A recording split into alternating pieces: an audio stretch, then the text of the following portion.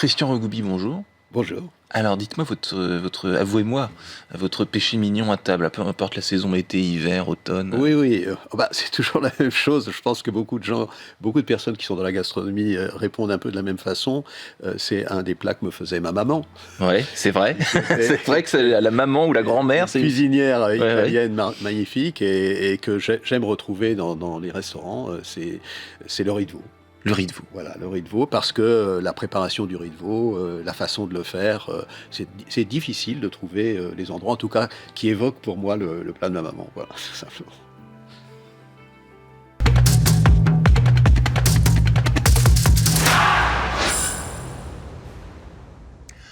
Bonjour à tous et bienvenue au Talk Dessineur du Figaro, avec aujourd'hui en face de moi Christian Regoubi, qui est donc fan de riz de veau, de sa maman. Et ouais, non, mais c'est important, vous avez raison Vrai, de c'est me vrai. confier, c'est une anecdote profonde, C'est vrai, qui est c'est bien enracinée dans l'enfance. Vous êtes philosophe de l'action, délégué général du Collège culinaire de France. Plus sérieusement, philosophe de l'action, c'est ce qu'on voit sur votre profil LinkedIn, c'est le premier Oui, premier c'est vrai. qualificatif. C'est pas moi qui ai défini ça, ça a été défini par plusieurs personnes.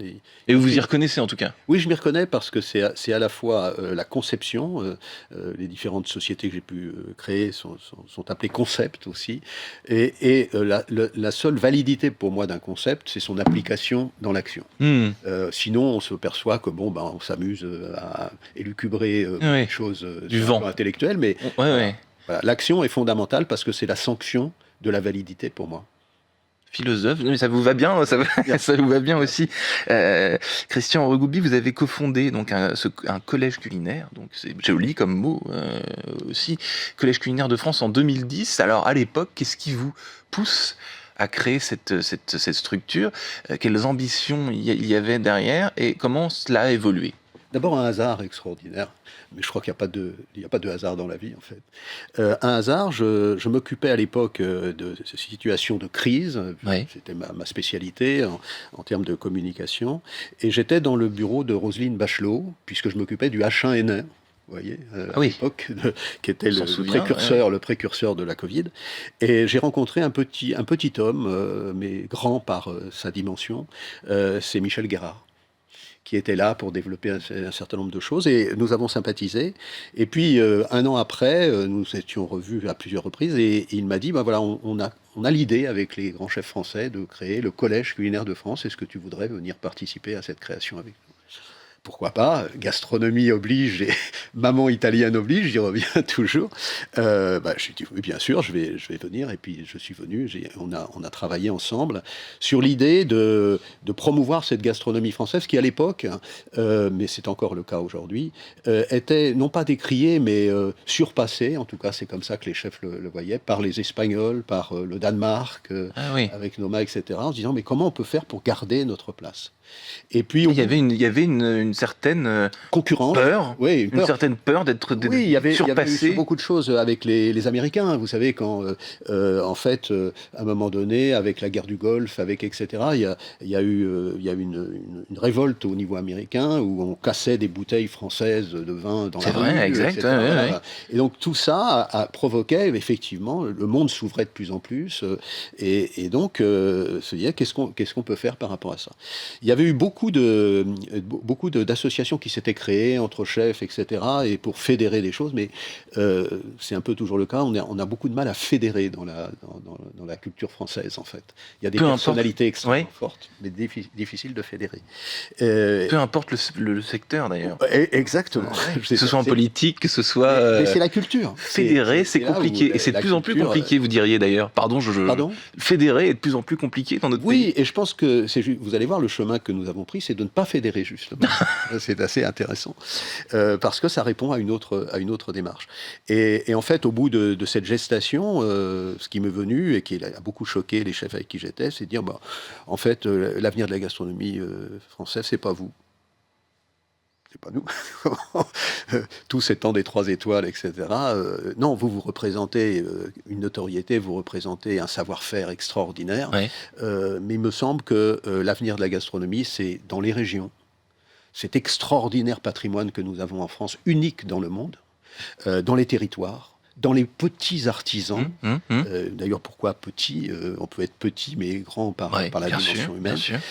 qu'ils soient des producteurs, etc. Et moi, ce qui m'intéresse, si véritablement vous voulez faire quelque chose, c'est qu'on fasse émerger cela. Voilà. C'est-à-dire des producteurs, des restaurants qui ont cette volonté de partir de la réalité. De partir de la réalité de petits artisans de la région, de petits Exactement. villages en Lozère, dans le Cantal ou au fin fond de la Bretagne Nord. En 2010, c'est votre souhait. Et depuis, qu'est-ce qui... Alors, juste une chose, je suis parti aussi du constat suivant, c'est qu'en fait, il y avait pas de cuisine française. Il y Oui, avait des cuisines françaises. C'est ça qui est extraordinaire. bien sûr. Il y a autant de cuisines qu'il y a de régions. Et tout ça fait un melting pot, si on peut dire, et qui fait la gastronomie française, depuis Brillat-Savarin, depuis quantité de... Et donc, 15 ans après, puisqu'on se retrouve en Mhm. 2025, début 2026, bah, je pense, enfin, il me semble, en tout cas, c'est ce que les membres du Collège culinaire ressentent. Nous sommes plus de 3000, plus de 2000 restaurants en France, plus Oui. d'un millier de producteurs qui travaillent en synergie, en coopération permanente entre eux. C'est une sorte de club, C'est finalement. plus qu'un club, hein. C'est un mouvement. C'est devenu de plus en plus un mouvement, et oserais-je dire, un mouvement politique. Certainement pas politicien. Oui, oui. C'est-à-dire la politique au sens de la politique dans la cité, la chose publique dans la cité. Et on va revenir à ce que manger veut dire d'ailleurs, Hmm. parce qu'il faut partir aussi de là. Manger veut dire quoi? Allez, je vous Bah, pose la question, bah, parce que vous me tendez la perche. Voilà. c'est bien, c'est moi qui vous pose les questions. Non, d'abord, un constat, c'est que manger est peut-être une des deux seules choses dans l'humanité qui est partagée par chaque être vivant. On ne peut pas ne pas manger. Il n'y a rien d'autre qui est possible à partager. Hmm. On ne peut pas ne pas communiquer non plus. Voilà, c'est pour ça que la deuxième, c'est ça. Mais on ne peut pas ne pas manger. Donc manger est essentiel. Manger est quelque chose qui nous constitue. Hmm. Manger est quelque chose qui a des implications absolument faramineuses. Et on le voit d'ailleurs aujourd'hui avec l'actualité du Mercosur, etc. Oui. Sauf que manger est pris dans le système dans lequel nous sommes. Hmm. C'est-à-dire, c'est un bien de consommation. Donc, bien de consommation, alors que manger est un bien culturel. C'est toute la différence. Hmm. Et donc, faire émerger cette culture, ça, c'est quelque chose, en tout cas, qui est l'objet du Collège culinaire. On vous qualifie aussi de gastronome citoyen, c'est un peu ce que vous venez de me dire. Comment manger de façon citoyenne, de façon responsable, pour utiliser un mot un peu à la mode, c'est quoi? Mais vous avez raison, c'est plus qu'à la mode. Pour moi, le pouvoir du citoyen est d'abord dans l'assiette. Hmm. D'abord, le citoyen a de moins en moins de pouvoir, on le voit à travers l'actualité, sur le système dans lequel nous sommes. Mm. En revanche, manger tous les jours, vous avez un vrai pouvoir. Hmm. Regardez là, ce qui vient de sortir encore sur les aliments ultra transformés, etc. Donc, manger, c'est bon pour sa santé, si on le fait de façon responsable. C'est bon pour la planète, et c'est bon pour le lien social, si on accepte de se remettre un petit peu à table aussi, parce que c'est là où Bien se sûr, passe oui, oui. la convivialité. Un convive, en latin cum vivere, c'est vivre ensemble. Hmm. Donc ce sont des éléments tellement essentiels et tellement primaires qu'on les oublie. On vit dans un monde virtuel où de toute façon, voilà, manger. Donc manger citoyen, pourquoi? Parce que c'est un livre que j'ai écrit en 2017 avec Alain Ducasse. Manger est un acte citoyen dans le sens où c'est d'abord à chaque citoyen de se prendre en charge pour choisir... avec tous les biais qu'on peut entendre. Ah oui, mais il faut avoir de l'argent pour Voilà. manger. Ce qui est totalement faux. Qui est totalement faux. Ouais. C'est totalement faux parce qu'on voit d'ailleurs que des gens qui ont peu de moyens vont acheter des téléphones portables hors de prix, mais avec l'addiction que ça veut dire, mais manger, ils s'en soucient pas véritablement. Alors que manger pas cher, ça revient très très cher à ceux qui mangent pas cher. Et puis en réalité, je prends un exemple personnel, acheter le week-end dernier un filet mignon chez mon boucher à 19 €, c'est cher, c'est ou pas d'ailleurs, mais dans l'assiette c'est délicieux, et payer 8 € moins cher dans une grande surface pour le même produit et avoir moins de plaisir, il y a moins de sens, il y a moins de plaisir à l'achat aussi. Et j'ajouterais à votre présentation une chose très technique que j'ai observée. Vous prenez 2 filets de poulet, un qui est acheté dans la grande distribution, et un autre qui est acheté chez votre boucher, qui est un boucher, on va dire, de luxe. Vous allez payer 30% plus cher dans le boucher de luxe. Sauf que vous mettez les deux dans la poêle, il y en a un qui rend plus de 30% d'eau. Vous avez acheté de l'eau.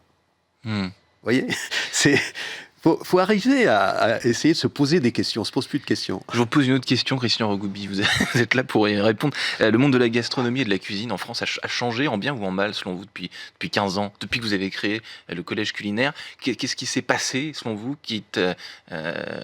Beaucoup de choses formidables, positives. Le fait que la cuisine est devenue assez centrale, notamment médiatiquement. Oui.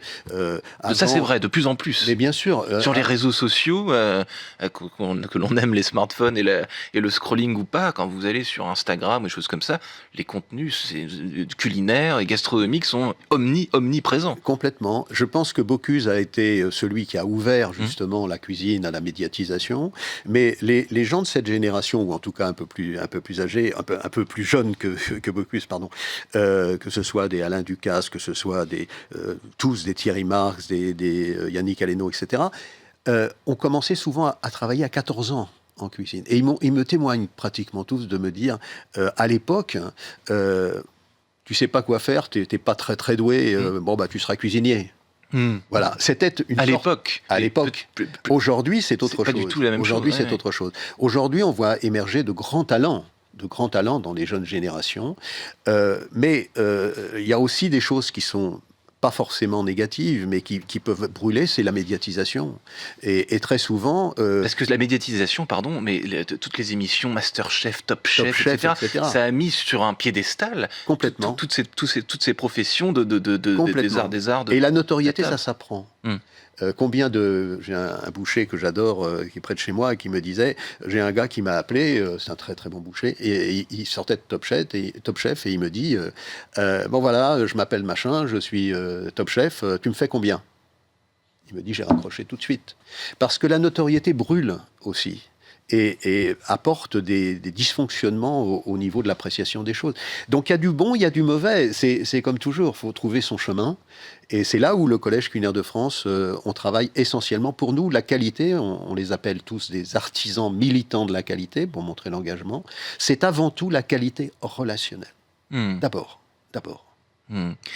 Est-ce qu'il y a un truc qui vous révolte aujourd'hui dans le monde culinaire, un réflexe, une pratique, un cliché, quelque chose qui vous vraiment... Non, ce qui me révolte le plus, non pas parce que ça m'atteint, mais parce que je trouve que c'est dommage, les gens se brûlent à ça, ce sont les impostures apparentes. C'est-à-dire en fait des éléments qui sont montés en épingle et qui n'ont pas de sens. Moi, ce qui me révolte le plus, c'est le manque de sens. Quel est le sens? L'intelligence artificielle, c'est fabuleux. Elle n'est pas substituable à l'intelligence humaine, que nous appelons l'intelligence artisanale, justement. Pourquoi? Parce que derrière l'intelligence humaine, il y a une incarnation, il y a une présence. C'est pas du tout la même chose que si vous... En fait, l'intelligence artificielle, elle optimise des techniques. Mais qui est derrière? Qui décide? Qui choisit? Qui donne le sens? Ça, l'alternative, c'est l'humain. Et donc l'humain, on dit par exemple au Collège culinaire de France, la relation, c'est d'abord la rencontre physique. Pas en Zoom, la rencontre physique. Et là, il se passe des choses. Christian Regoubi, nous devons rendre l'antenne. Bon, très bien. Merci infiniment. Merci. Vous êtes philosophe de l'action, je l'ai dit. Vous êtes aussi gastronome citoyen. Vous avez expliqué plein de concepts philosophiques, justement, Christian Regoubi. Vous êtes délégué général du Collège culinaire de France que vous avez cofondé il y a 15 ans. Merci. Merci à vous. D'avoir répondu à mes questions sur ce plateau. À très bientôt. À très bientôt. Merci.